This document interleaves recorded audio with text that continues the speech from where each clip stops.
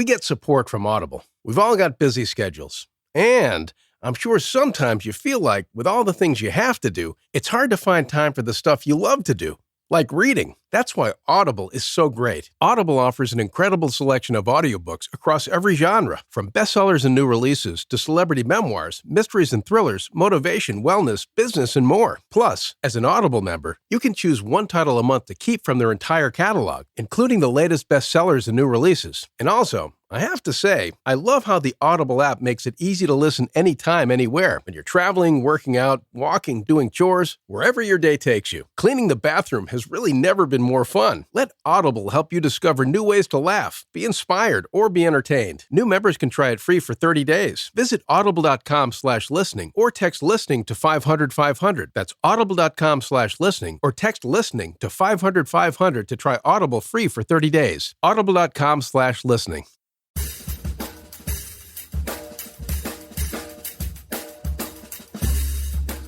I mean, no one plans to get sick, and yet, here we are.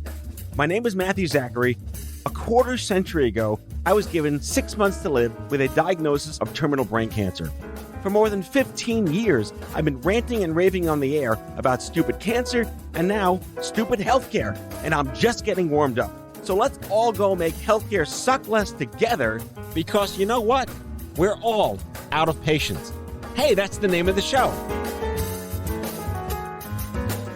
Hello there, friends. Welcome back to Out of Patience. Got another exciting episode for you today with the one and only Effie Parks.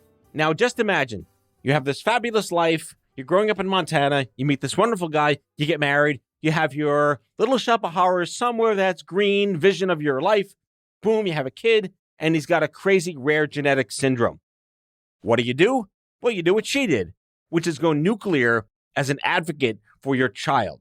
She's also a podcaster. She's got a great voice. She's interviewed tons of people. Her show is called Once Upon a Gene, link in the description. And man, we had a great conversation about all the things.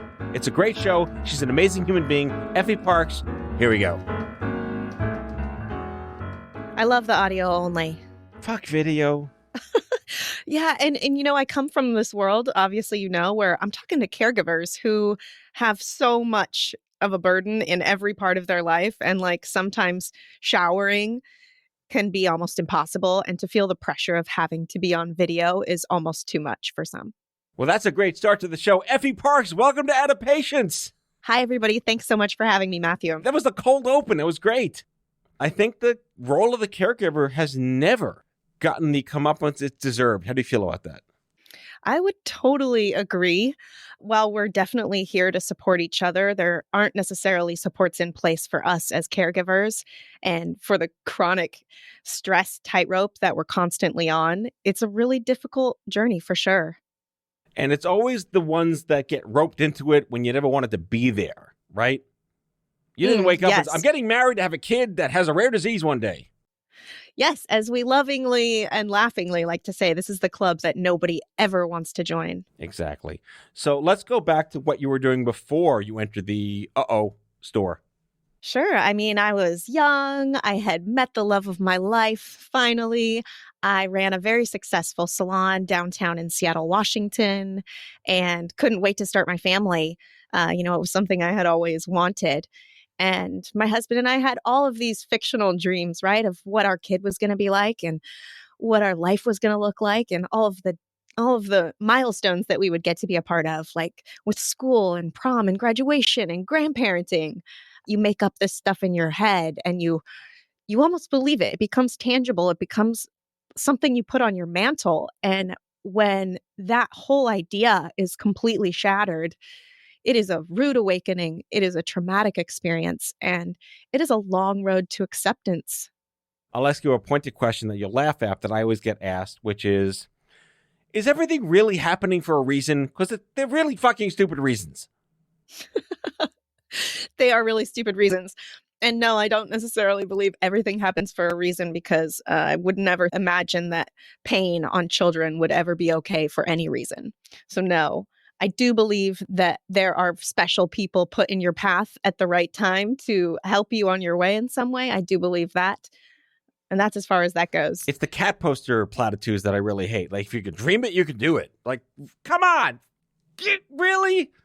Yeah. And sometimes those mantras might be helpful for certain points in your journey, and sometimes they're maddening. And they could backfire so quickly on other people that try to say, but you look great. Yes, yes. I mean, as you know, I'm sure you heard so many well wishes that were just the opposite, right? As parents, we hear a lot like, at least they're here, and oh, they'll catch up, and oh, I knew someone like that once, and he graduated from Harvard, and all of the things that really aren't helpful and don't make sense for your life. So the cancer that I had was a pediatric cancer. You're born with it. I don't know why I chose to wake up one day when I was a college senior, but I've met a lot of parents who have children with the same tumor these days. And I say, look, I'm a rare exception. I'm the oldest living medulla survivor, pediatric kid in the country, as far as I know, after speaking to 1 million people. How do you balance false hope with optimism? Well, I mean, I think you being that odd man out is what is hopeful, Matthew. I think that when you can look at something so extreme and the odds that you're facing and what these parents are probably told when their kids are diagnosed with this rare form of cancer, looking at you is something that is a beacon, right? And it gives them those hopes that maybe they can still cling to of milestones and situations that they might end up being in. I do feel like once you're in this world for a little bit, your language changes and your expectations definitely morph into being more of right now. And you stop focusing on future and things that you can't control. And you start to realize that you have no control no matter what, even right now. And that's kind of liberating.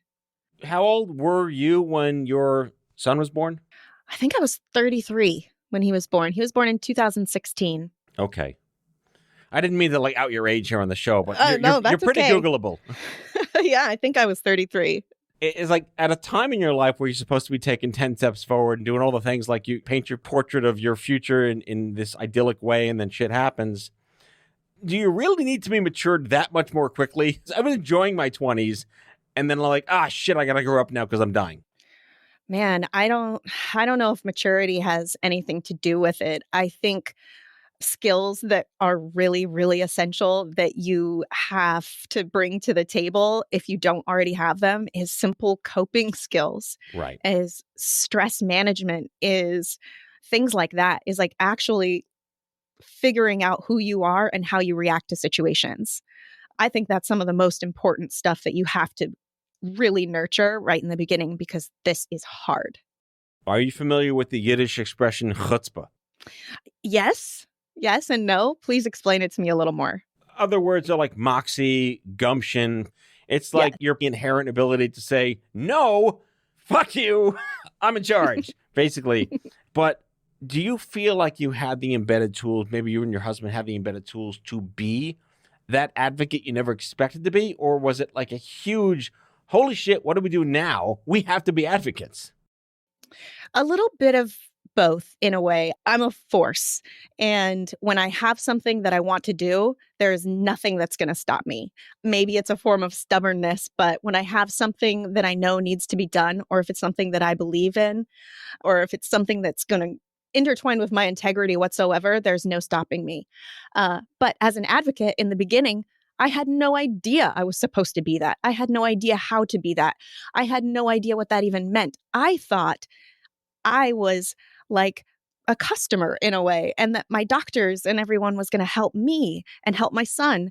And that was a rude awakening because I wasn't getting any of that help or any of that guidance. So once I figured out, oh, I actually have to step up and I have to do this myself and my voice has to be heard and I have to get what I want and I have to do that by myself.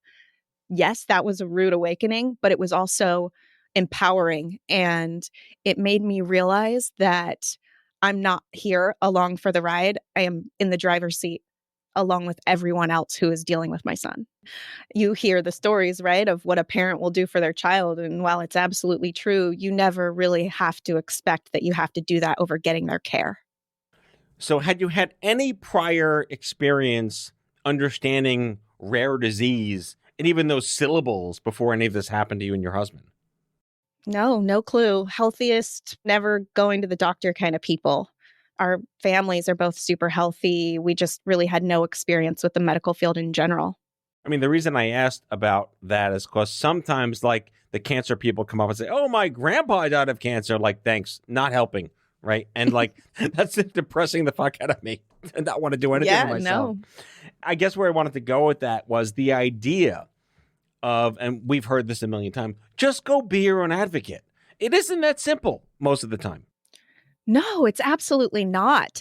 There isn't a class and there isn't anyone teaching you how to do it. When you're in the depths of despair and when you are all consumed with medications and appointments and information and being postpartum as a female and being a new parent and, having your world implode, you're also supposed to be this amazing, steadfast advocate who knows what they're doing. And that is just not realistic. That is why so many people feel like they're drowning. It becomes such an isolating experience in so many ways. And it's really hard to figure out how to navigate it in the beginning or find the right people to connect to get that information and to kind of flex that muscle and really figure out what you're supposed to do. Did you ever really fancy yourself a podcaster? Oh my gosh. I mean, who didn't want to be Oprah? Okay. Right. Like, she's one of my heroes. But no, absolutely not. I didn't ever imagine that. It's definitely outside of my wheelhouse. I mean, I was a hairstylist. Mm-hmm. So sure, I was talking to people all day, every day for my life and my job, which is very similar in a lot of ways. But no, I didn't have any idea I'd be a podcaster. Podcasting came to me when I was searching for anything and anyone who was talking about what my new life was like, because nobody I knew had any clue. Nobody in my first, second, or third ring of circle of people around me had any clue, and nobody could identify with me. And it just started floating further and further away. And I was in the car almost 100% of my time taking my son to appointments. And that's where I really discovered podcasting and the medium, and that I could be a passive friend or listener and consume this information at my pace, in between my tears, in between my son's appointments. And when I finally found that one podcast that spoke to my soul, I just knew I had to be a part of this conversation. So when you're born and raised in New York City, pretty much everything west of Jersey is the Pacific Ocean. I've been to Montana once or twice. I've been to Washington State a few times, but tell me what it's like to grow up in Montana and then was moving to Washington like going to like the urban jungle. Well, growing up in Montana was the most magical experience ever. You went outside in the morning and you didn't come home until the sun went down. Everything you did was in the fresh air. I mean, we did everything outside. We floated the rivers in the summer. We went sledding in the winter. We used our environment for every bit of our fun and growth. And it smelled so good. And people are so nice. And no matter where you drive, someone waves to you as your car passes. It is just a different world. Moving to Seattle, Washington, not necessarily concrete jungle shock, but definitely more of an electronic shock. Mm-hmm. Sure, everyone claims to be outdoorsy here, but it's very Patagonia outdoorsy, you know what I mean? Yeah. Like, it's weekend warriors. So it was just different in that things were trendy here, and it was kind of a lifestyle at home. My few times in Montana were just totally transformative. If you haven't been, you have to go, just because, like, wow, so this is air. Yeah. I mean, that big sky and the way that it smells, you cannot explain it. It is a physical experience. I went to like Bozeman. I was like, oh, what is this? Like, oh my God, I can breathe. It's a wildflower. Wow. And you're right. Like, no one's on the highway because like it's 85 miles an hour and there's no accidents because no one there. And people wave to you and say hi to you and don't want to know who you are. And like, I don't want to talk to you, but like, all right, fine. Hi, I'm June. I'm Matt. Nice to meet you. Yeah, I mean, if your car breaks down, someone helps you, you're going to their house for dinner probably before you get a ride home. Hands down. My God. Yeah. I genuinely envy the Midwestern that moves to the city versus the people in the city that move to the Midwest. Totally. Vastly that would be different. A more painful shock for sure. And that's another podcast to be continued on the second half of the show. We'll be right back with Effie Parks.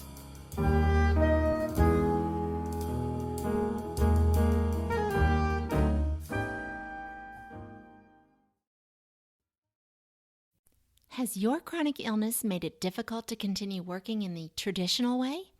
Want to learn how to find and create flexible remote work that both accommodates your chronic illness and generates an income?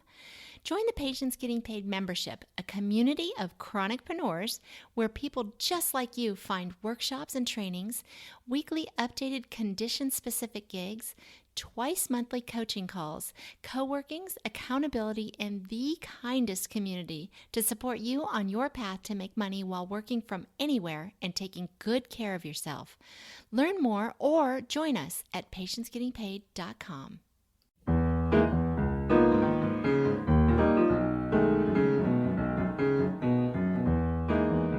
All right, let's get to Ford, your incredible son.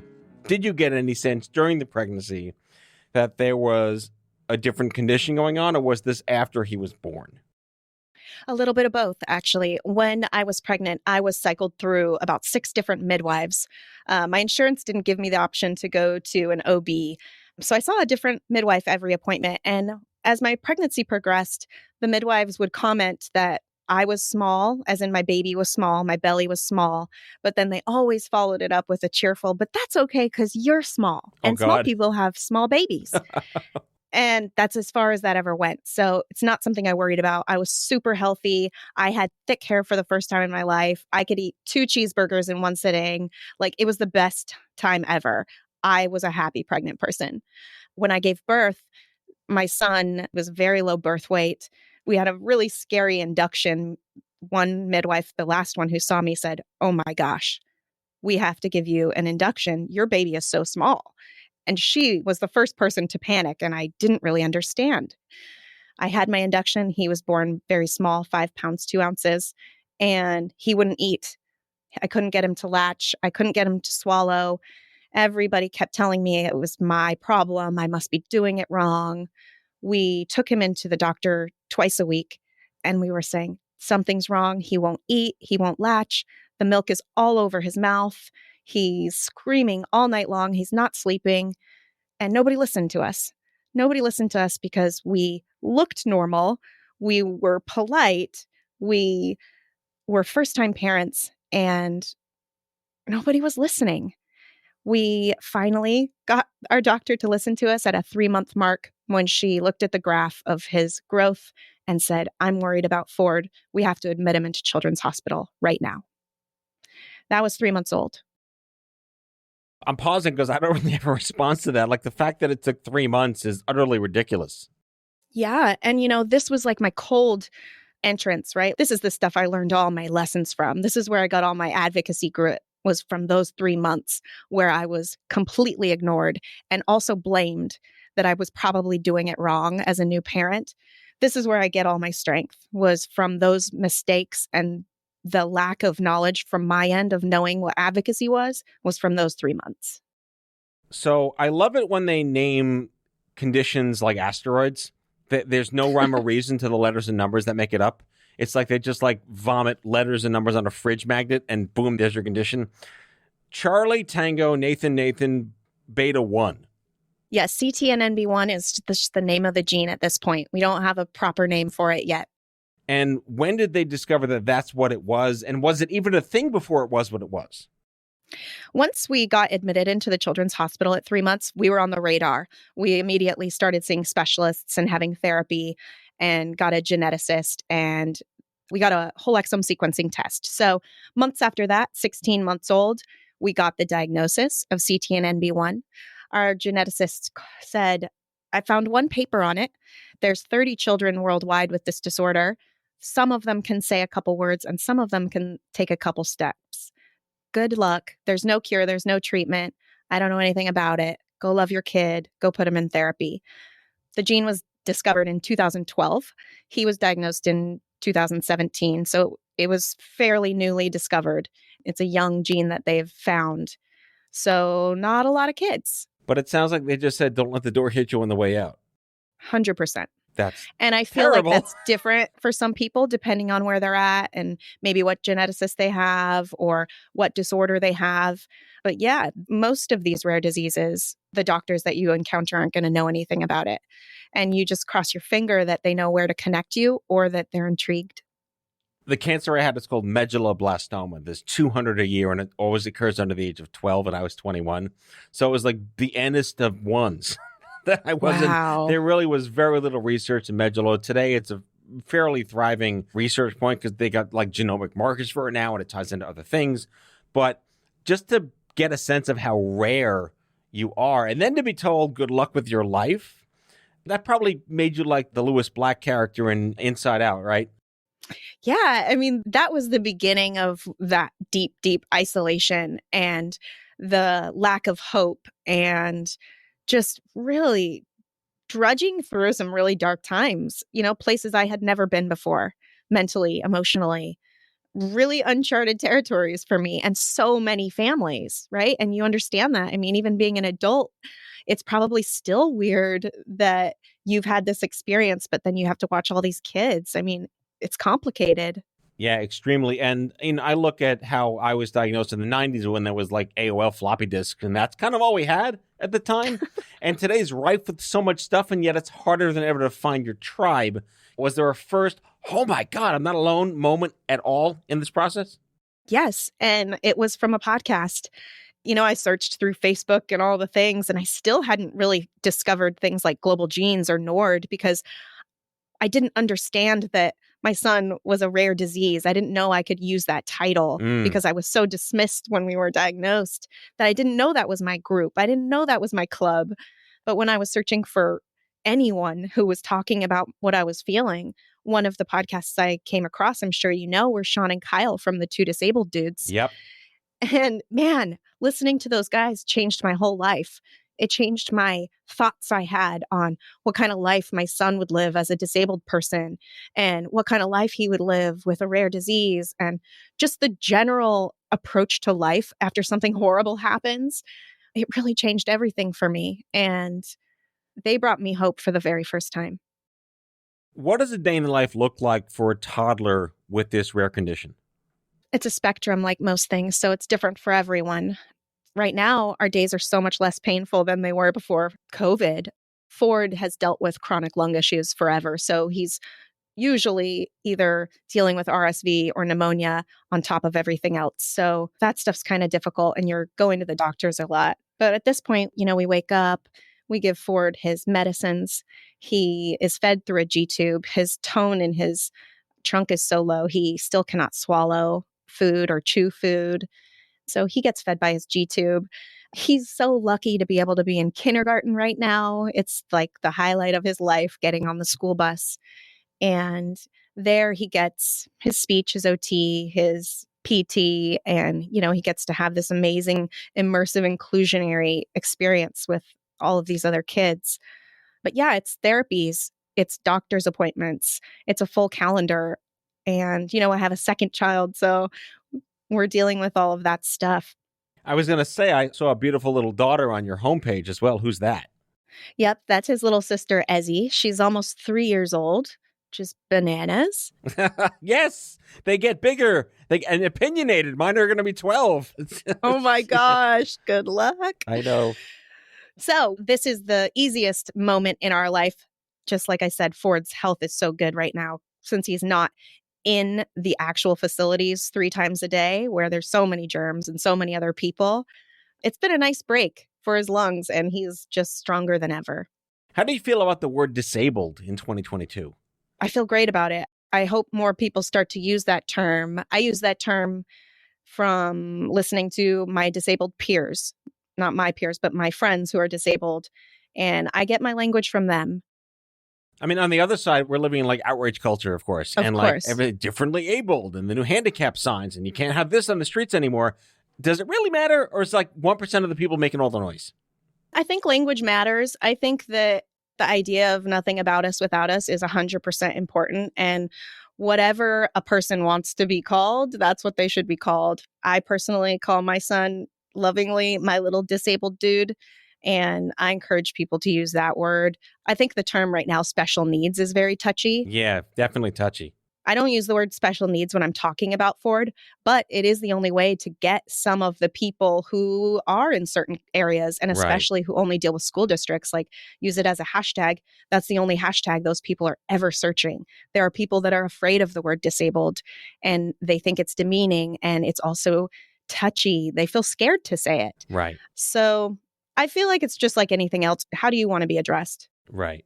So I want to talk about the moment you said, I want to start a podcast, because I've been broadcasting since like 06, and like, how'd you do it? I just talked for 14 years. That's how I did it. And you have a wonderful voice, a natural cadence. You have your own podcast. We'll promote that in the episode description. Once Upon a Gene, beautiful name, really incredible stuff. You're a natural creative. Did you ever fancy yourself a host?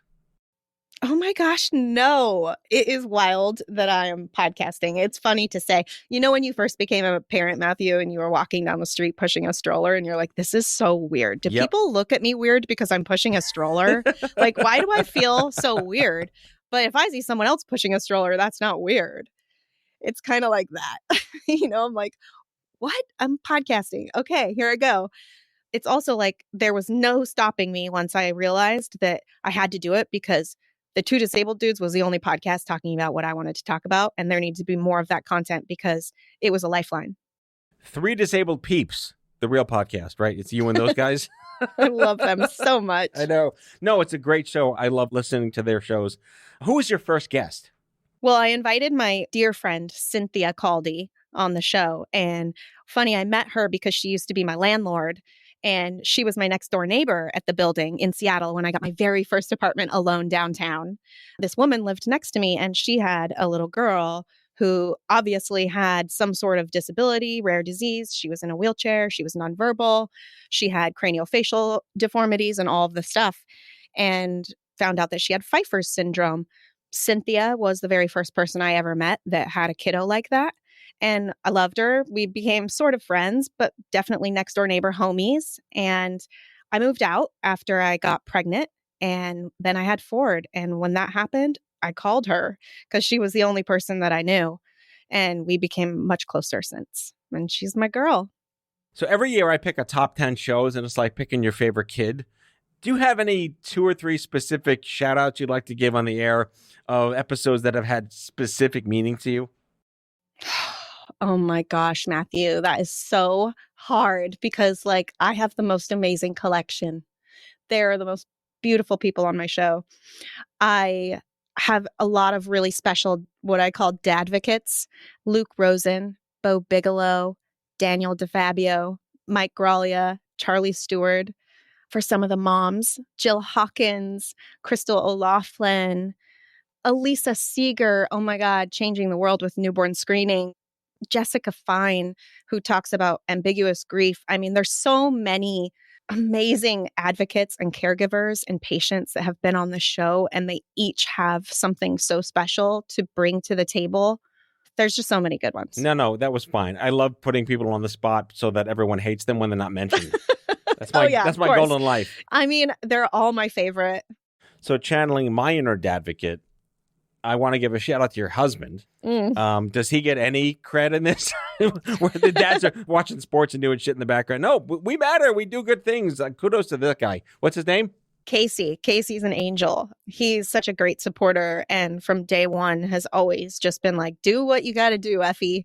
And man, he's my compass. He is just tried and true. He is such a good dad. And he's more of a listener.